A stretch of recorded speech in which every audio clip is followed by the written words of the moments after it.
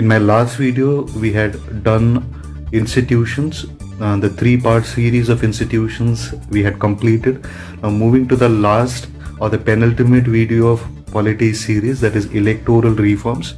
In the first part, I'm going to deal with some issues related to electoral reforms like Election Commission of India and other miscellaneous issues. And in the second part, issues related to money, elections, criminalization, etc. I'll be discussing. In the first part, basically it is related to political parties. Today's question which I've raised is, how do I memorize the hardcore facts of all subjects like species and environment, places and geography, legislative evolution, history, institutions and polity. So I'll be addressing the question at the end of the video. Coming to the topics now, subtopics. If you look at the classification of topics, the first two is related to institutional aspects, and the third, fourth, fifth and sixth are related to election and voting, and the last two are related to political parties.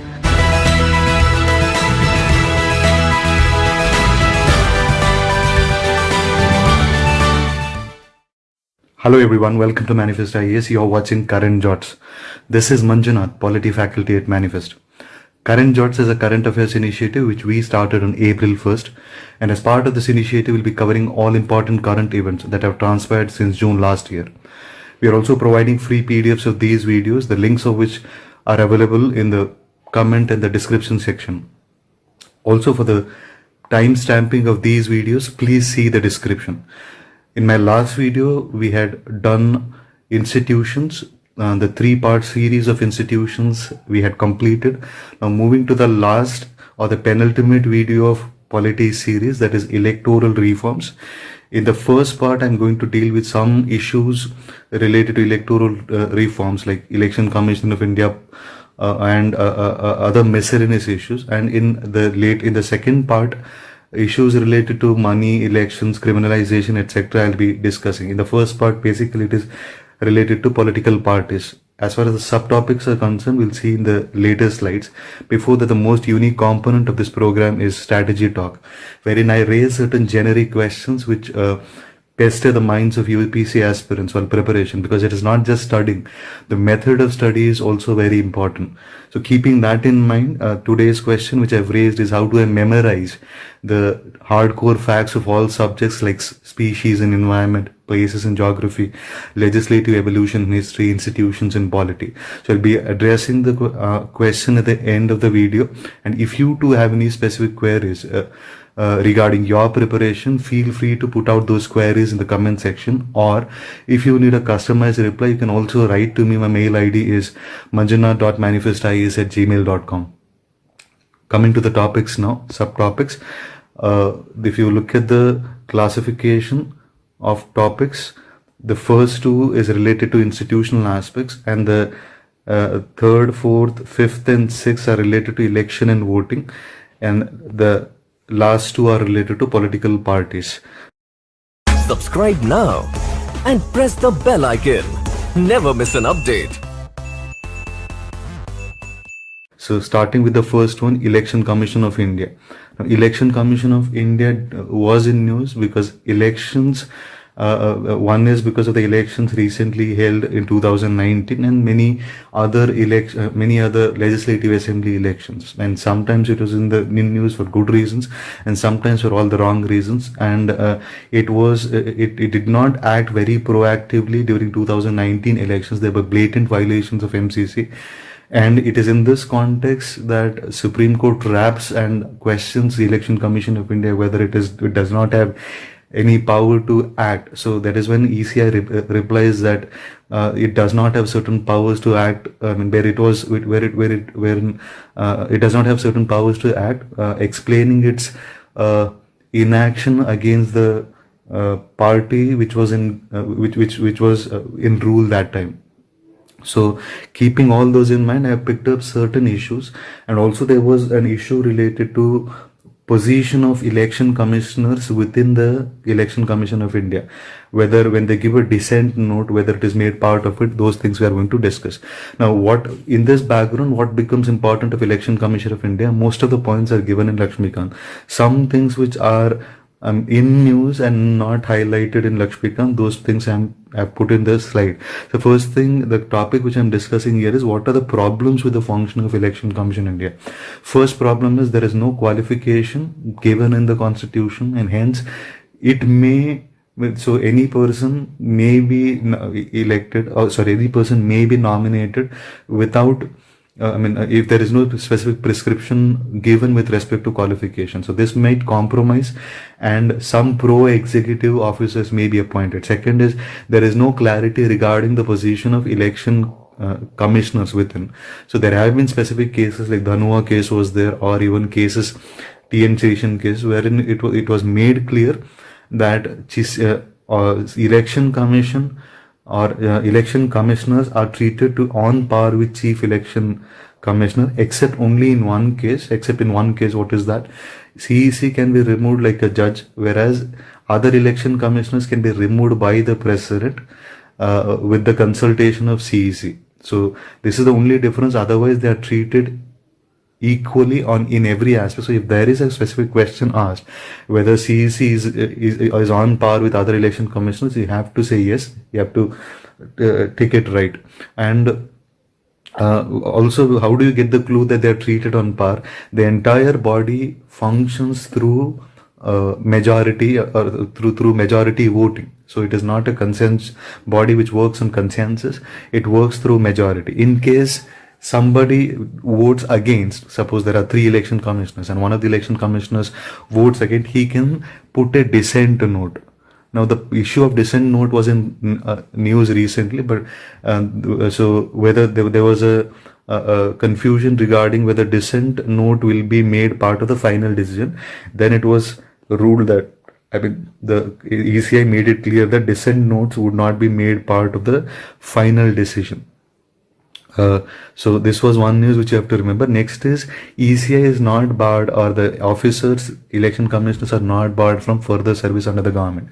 So this could lead to compromise in their impartiality and neutrality, because executive may throw baits, executive may throw enticements at them in order to work in their favor post-retirement.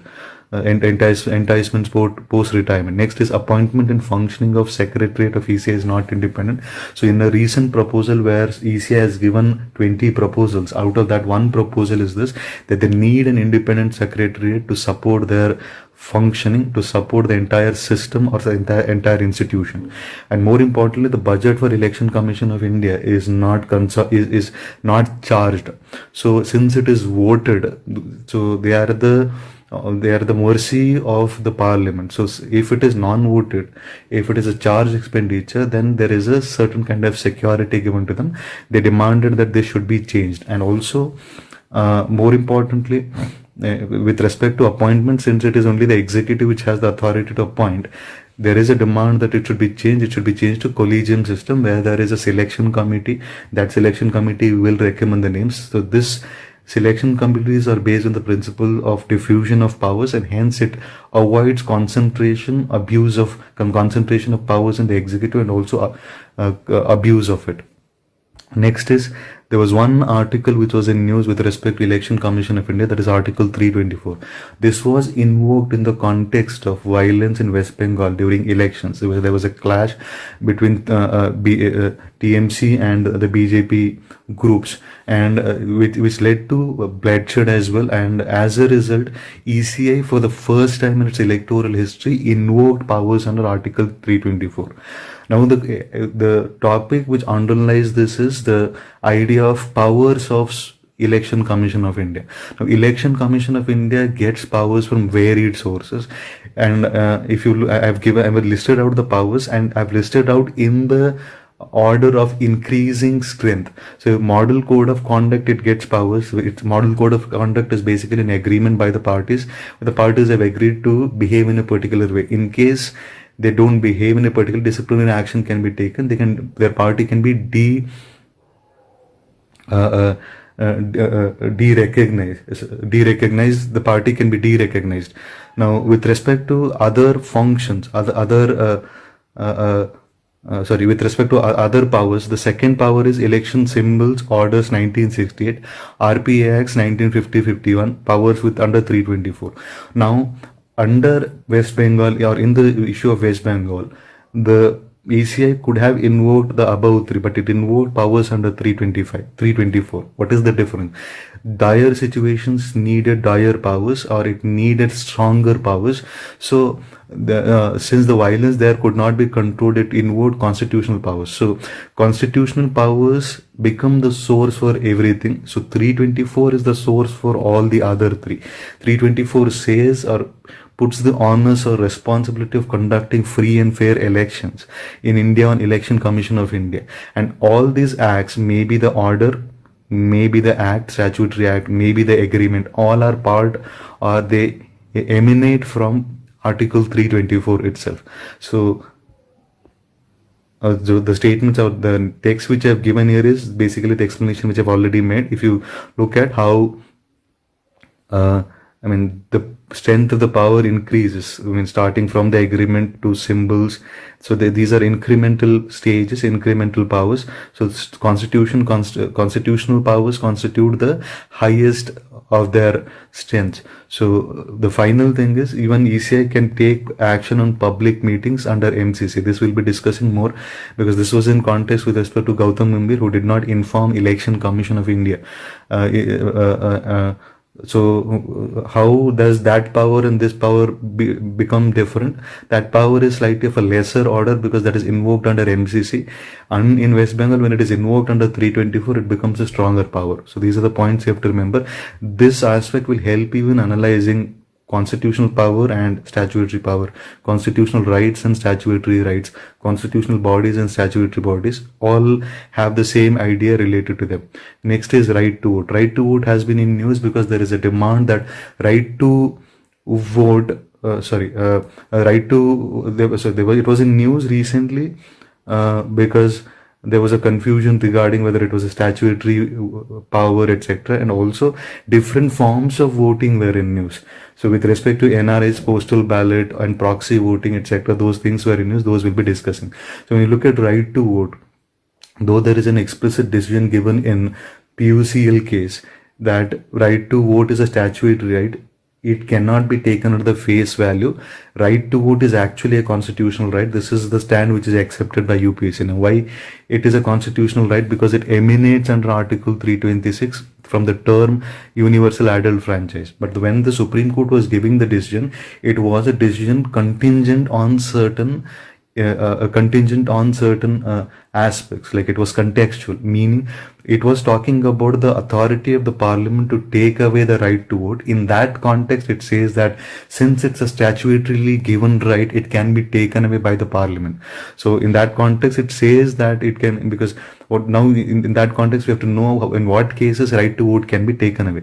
It can be taken away in case of non-residents. It can be taken away in case of unsoundness of mind, criminal activity, corrupt or illegal practices.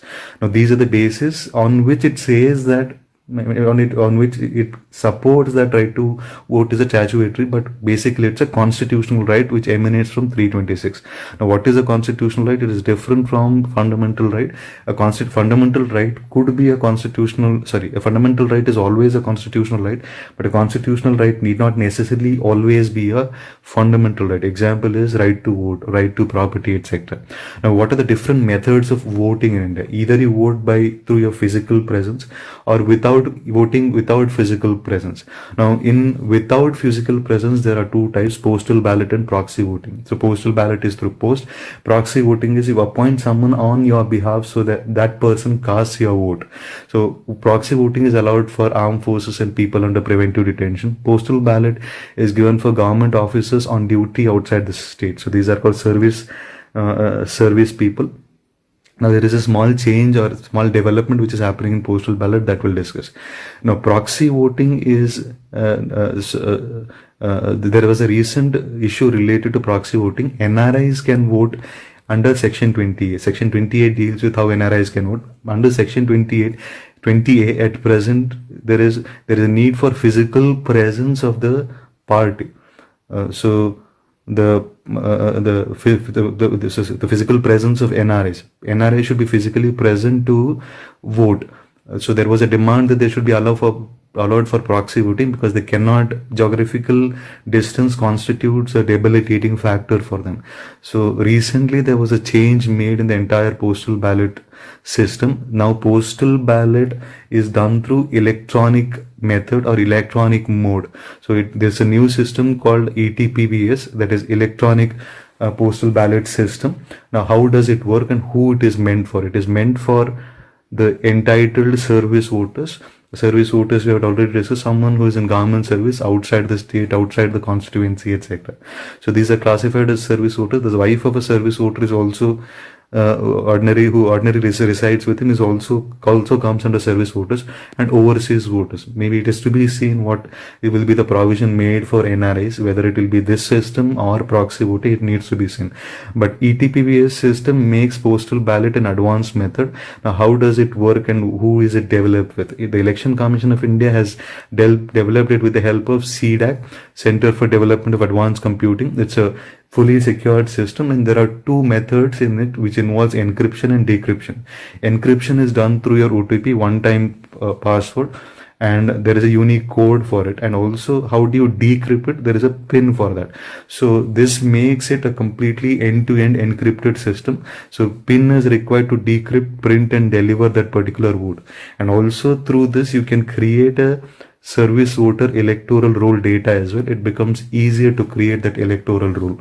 So these are the advantages and also the developments with respect to postal ballot. Other thing which has been news with respect to elections or electoral reforms is, at present members or candidates are allowed to contest from at max 2 constituencies, and this is mentioned under section 33(7).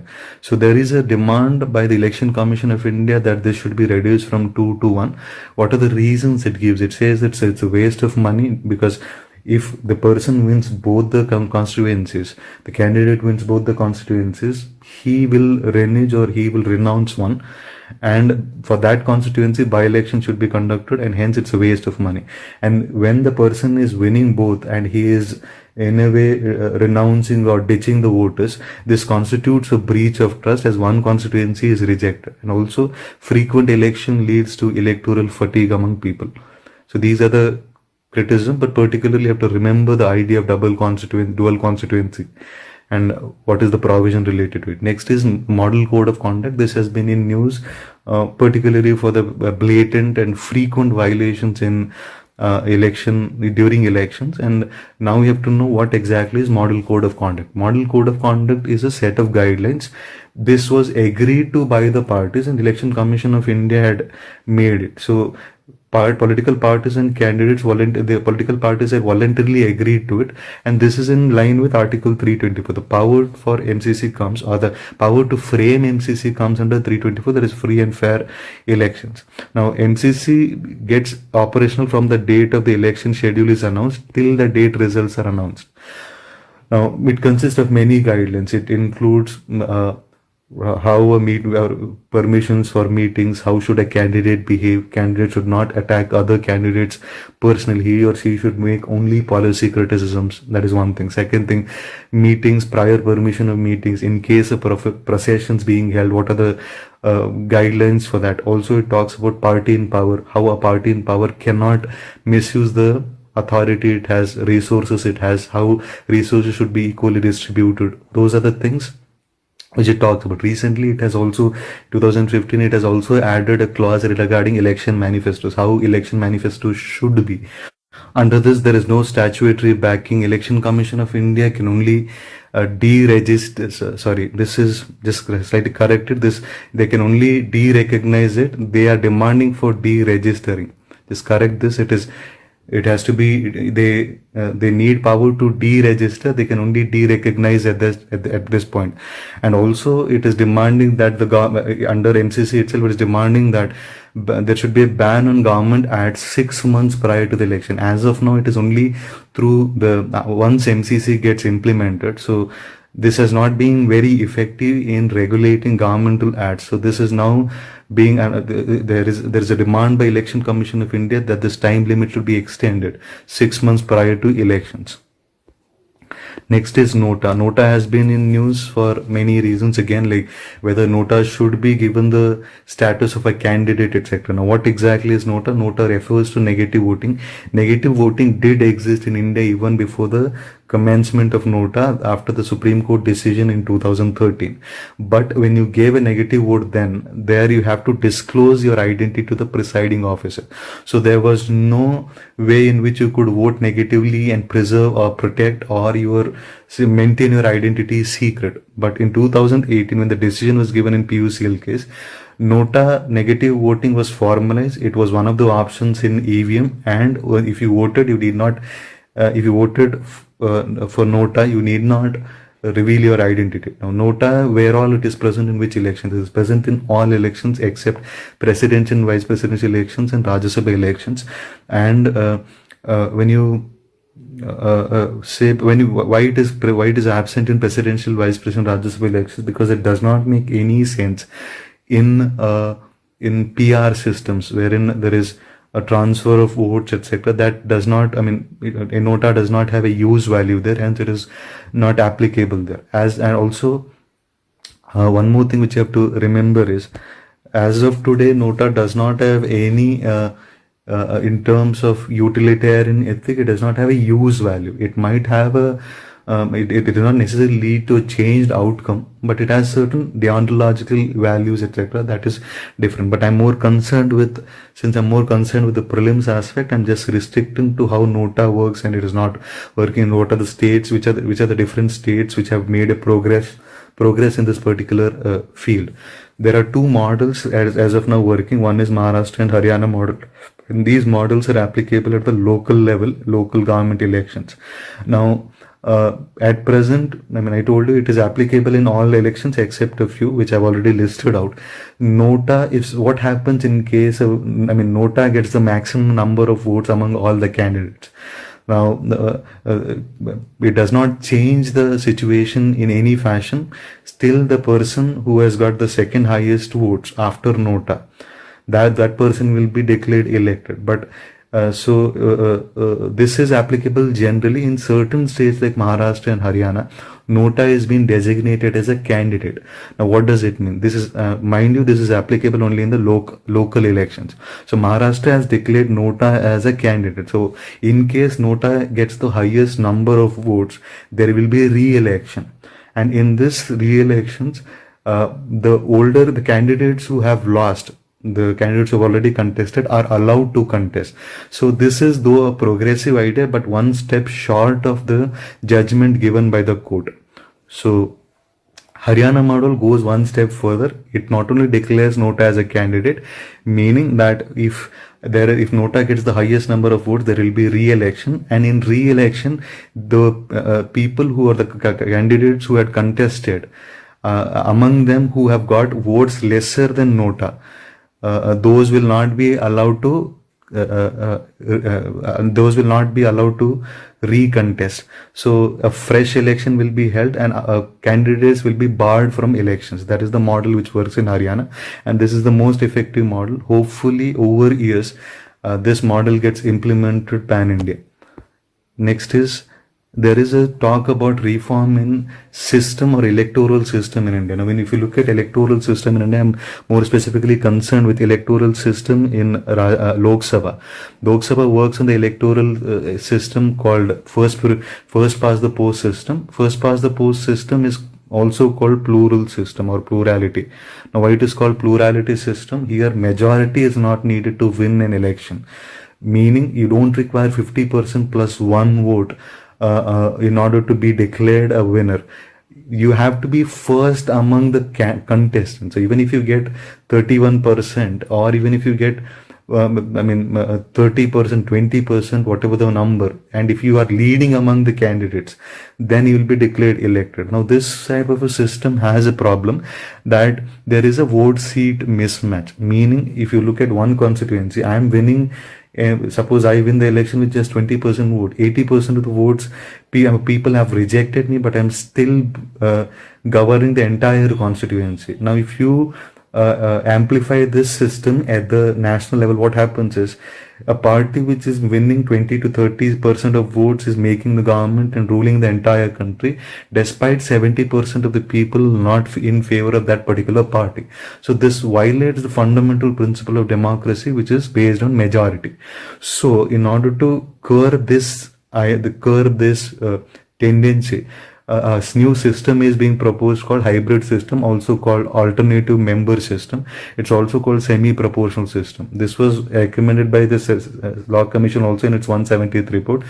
What is additional member system? It is also called hybrid system. Hybrid system generally refers to any kind wherein two electoral systems are amalgamated. Now under this system, additional member system, two kinds are amalgamated. First past the post system, which is already existing, and list system. So list system will be applicable for 20% of the Lok Sabha seats. Now if there are 52 seats, 20% of 550 seats will be elected through list system. Now what is list system? List system is it is a majoritarian system, meaning if you have to win the election for that, list system is a proportional representation system. That is, it is on the basis of the number of votes you are getting, you'll be given the seats. So how does this system work? Here under list system, you do not vote to the candidate, you vote to the party. So suppose there are two parties, party A and party B, and party A gets 30% of votes, party B gets 70% of votes, and 20% of seats, suppose it is 100 or 110. Out of 110 seats, 70% of the 110 seats will go to B, 30% of 110 seats will go to A. So based on the percentage of votes they are getting, those seats will be distributed. So this is to avoid mismatch between votes and the seats. So in some fashion, it tries to correct the inadequacies of first past the post system. And also in list system, when it is PR, when every vote is counted, minorities also get a voice. When I say minority, it does not necessarily mean a religious minority. It could be an ideological minority, it could be a caste minority or a class minority, or even a minority on the basis of gender as well. So these are the advantages. This is under discussion. So if they ask you hybrid additional member system, you should be knowing the concepts. Now, what is the advantage of it? So it gives you minority representation, which I've already discussed, better vote and seats correlation, lesser wastage of votes, wide choices for electorate. But what are the disadvantages? It's a complex system, difficult to understand. Muscle and money power may increase as role of parties, because you're voting for the party, and the connection between the individual constituency and the leader gets reduced, or it gets affected negatively, may lead to divisive tendencies due to PR features. Because if every person or every group is thinking from the narrow point of ideology or his own particular group where he's interested in, this could lead to certain kind of divisive tendencies. So the word which I've used is may. So when they give you prelim statements also, when they give you the word may itself, then the answer becomes right. If they say it will lead to divisive tendencies, probably yes, probably no. No one knows. It depends on how you're implementing the system and what kind of electorate it is. The word may is important when they give it as a prelims question. Now, next form of reforms which is being discussed is simultaneous elections. Simultaneous elections came in the background of criticisms against Indian elections, that India is always in a permanent campaign mode. And when India is always in a permanent campaign mode, there is MCC. So when you have MCC, no development projects can be undertaken. The entire administration is diverted towards it. Money is being spent. So this in a way is not healthy to governance, and hence there was an idea which was proposed, that is simultaneous election, meaning elections for the center and the state simultaneously. These systems are followed in different countries, like in South Africa and Sweden, and there are certain discrepancies also in the system. To correct that, there is a system followed in Germany. What is that system? We'll discuss. But if you have to implement in India, there are certain hurdles for it. First, you require is a constitutional change which you have to make, because Article 83 and Article 172 prescribe the term for Lok Sabha and also the term for state legislative assembly. Now, in case you conduct a simultaneous election and one of the states or state legislative assembly is or one state assembly dissolves, in that case you have to put that particular legislative assembly in sync. So how do you put that in sync? The tenure of the house is changed. So how do you bring in? So all those changes require a constitutional amendment, and it also requires change in Representation of People Act. It also requires a great deal of political support. These are the hurdles.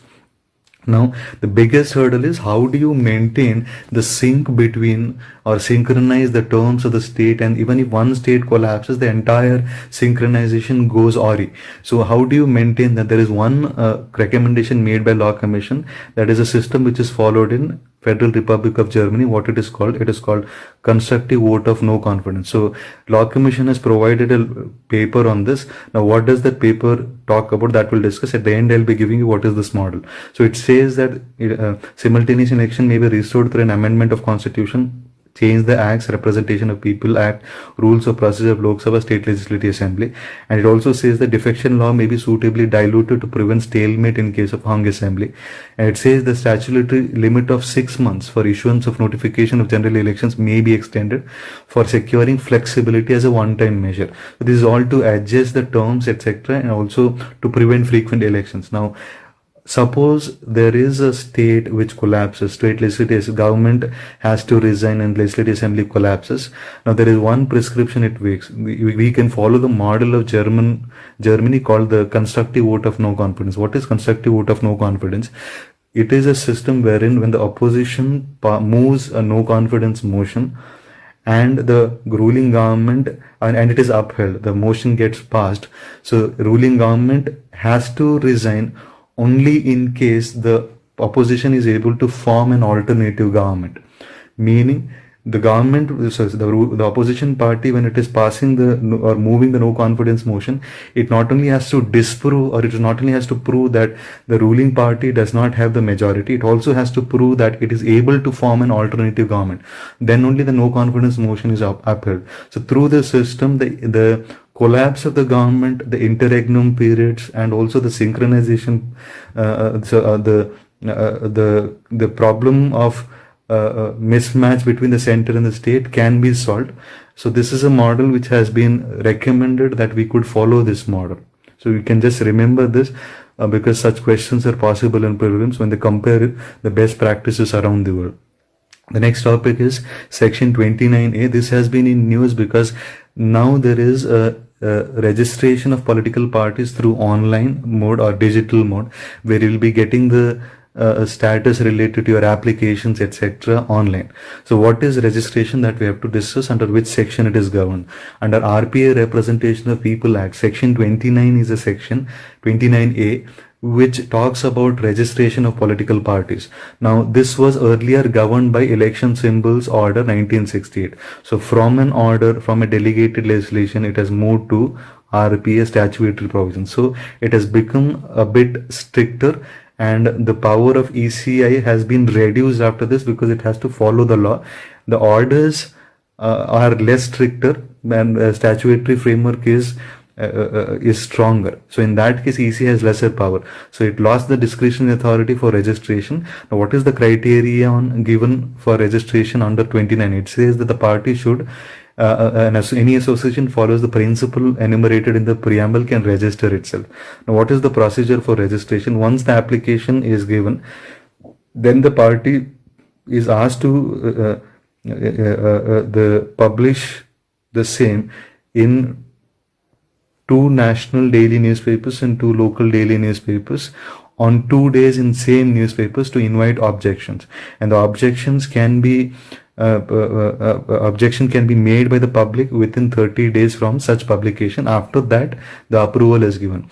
Now, in order to fasten this process and also to make it hassle-free, there has been a portal launched called Political Parties Registration Tracking Management System.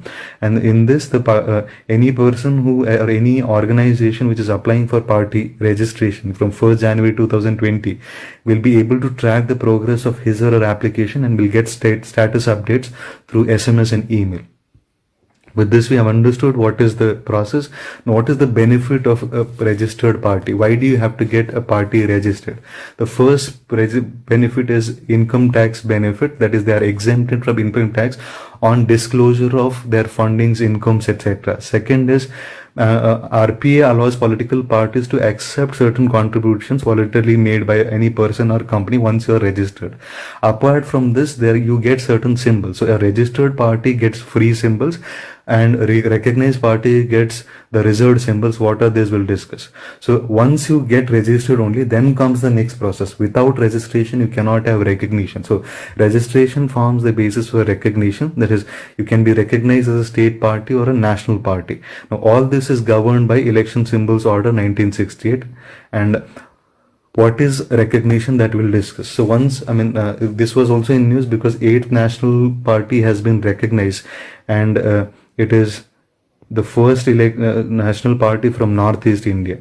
So now you have to know what is the process of recognizing. First thing, it has to be registered, and the entire procedure is given under Election Symbols Order 1968. So this talks about what are the conditions or criteria to be fulfilled in order to get the national party status. It says that 6% vote share for the party in last assembly polls in each of any 4 states, as well as 4 seats in last Lok Sabha polls. This could be one condition, or 2% of all Lok Sabha seats in the last such election with MPs elected from at least 3 different states, or recognition as a state party in at least 4 states. These are the conditions given. Now once you are a recognized party, how are you different from the other parties? Totally now there are 8. So with this, what are the advantages you're enjoying? So I told you, with registration you're enjoying some advantages. Now with recognition at the higher, with you scale, or you scale a higher ladder. What are the advantages you're getting? So the advantages are to be compared with the registered party. What are the advantages it is getting? First, in a recognized party gets a reserved symbol, meaning once you get this symbol, suppose you're getting lotus, suppose you're getting palm, or so when you're getting this, that symbol is reserved for you. No party is eligible to get that particular symbol, and this getting a symbol matters in India because of the large illiterate electorate in India who identify the parties through symbols rather than any prose signs, etc. Any prose signs.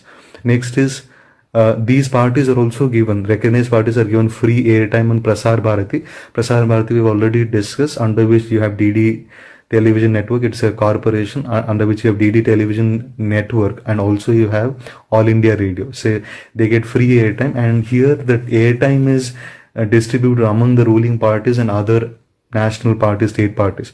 So they are also provided with 2 copies of electoral rolls. Sorry, national parties there. So they are also provided with electoral roll of each constituencies where their candidates contest elections. Now this also matters because it reduces the expenditure in filing your expenses. Next is recognized part. When you arrange the candidates in the EVM or in the ballot paper, there it has to be alphabetically ordered. Now when you are alphabetically arranged, recognized parties will be given first preference. So there will be 2 sections, recognized parties and registered parties. So candidates of the recognized parties will be given the first preference. Candidates of the registered parties will be given the second preference. And within recognized parties, within registered parties, alphabetical order is found. So in a sense, a person who has been a candidate who is part of the registered, so recognized party, alphabetically, even if he is behind a registered party, a candidate, he still enjoys preference because he'll be placed at the first or as part of the first list or the first chunk. As a result, it becomes easier because this provides a huge psychological impact because the order matters. Usually less informed voters without thinking, they usually go for the first few buttons. This acts in their favor. Also, a candidate nominated by a recognized political party, if he dies, then the elections will be in that constituency will be adjourned and postponed, which is not the same method or same provision is not available for a candidate who is independent or who is from a registered party. Another benefit is the the recognized parties can have 40 star campaigners. Others can have, registered party can have 20. When you have 40 star campaigns, means what is the advantage? The money being spent on those, their campaigning and their campaigning will not be accounted under expenses. So this is an advantage. So when there is 40, an added advantage for them with respect to 20. Lastly, the Political parties are provided with land and office accommodation by the center and state. This is very important when the real estate prices are skyrocketing. And apart from these benefits, they get, in case a state funding of election happens, they'll be getting the benefits because state funding of elections has been recommended by Indrajit Gupta committee. Will discuss what exactly it is in my next video. So with this, we have done all the topics. Moving to the penultimate part of this video, that is the questions related to the topic. The questions are being posted in the comment section. Do answer them, because it not only helps you assess as to how much of the video you have understood, it's also an assessment process for us. It's a method to assess our videos as to how they are being received. Now, based on your responses, we are also thinking of full-fledged current affairs test on after we finish a sizable chunk. Now, in this I have posted 2 questions. The first question is related to NOTA. Second question is related to simultaneous election. Now, coming to the final part, that is strategy talk. Therein I have raised the questions about certain hardcore facts. Time and again I have been mentioning that this exam is about analytical perspectives, yes, but it has factual or facts play a predominant role in this exam as well. So there are certain facts which are even more severe in nature compared to the general normal facts. So those I call as hardcore facts. Like, I mean, how do you remember so many species in environment? How do you remember the entire map of India and world, those minute places, etc.? Legislative evolution in history, or generally most facts in history seem to be evaporative. How do you retain them? Institutions in polity I've talked about. So and also this question which I have raised also is also related to the broader idea of what you should be doing 15 days prior to the examination. So first I'll be talking about that, then I'll be talking about how to remember. First thing is, 15 days prior to the exam, please do not go for any new books. Please do not go for any, don't change your sources, etc. Don't burden yourself much, because within 15 days, what you revise more, what you've revised, what you've already read, fetches you a lot more benefits, fetches you a lot more things rather than going for new books. Even if it is a new book, in that case, what you have to really test is, whether it is a current edition, maybe some 40-50 pages current edition wouldn't harm much, because your statics would be strong. But do not go for new static books, because understanding static and also retaining them is highly difficult. But retaining current would be easier if your static is very strong. This is one thing you have to remember.